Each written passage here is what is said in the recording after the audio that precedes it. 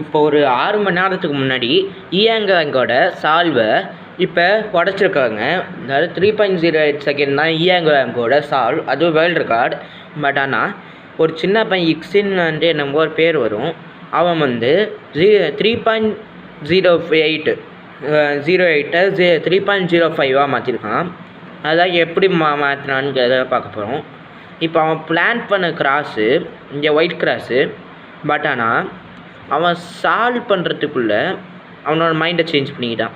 அதாவது நான் இதோட ஸ்க்ராம்பிளை டிஸ்கிரிப்ஷனில் கொடுத்து வைக்கிறேன்.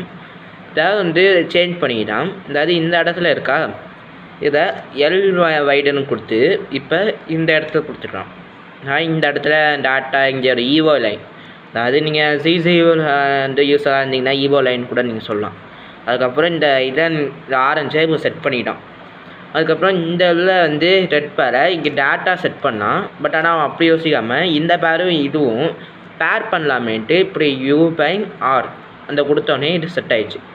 அதனால் அப்புறம் இந்த சைடு U கொடுத்ததுக்கப்புறம் ஆர்டர்ஸ் U/R கொடுத்தா இந்த இடத்துல சால்வ் ஆயிடுது. பட் ஆனால் இங்கே பேக் ஸ்லாட்லேயும் வந்து சால்வ் பண்ணுறதுக்கு ஒரு பேர் இதாக இருக்குது. அப்போ U L அதுக்கப்புறம் U', L' கொடுத்தா அவனுக்கு சால்வ் ஆகிடும். அதுக்கப்புறம் இந்த இடத்துல ஒரு 3 மூவ் இன்செட் வந்திருக்கு, 3 மூவ் இன்செட். அதனால் இது டேட்டாவை நார்மலாக செட் பண்ணுற மாதிரி செட் பண்ணிட்டான். இதை நீங்கள் நார்மலாக சால்வ் பண்ணுற மாதிரியே சால்வ் பண்ணலாம். R U2 R' U', அதுக்கப்புறம் R U R'.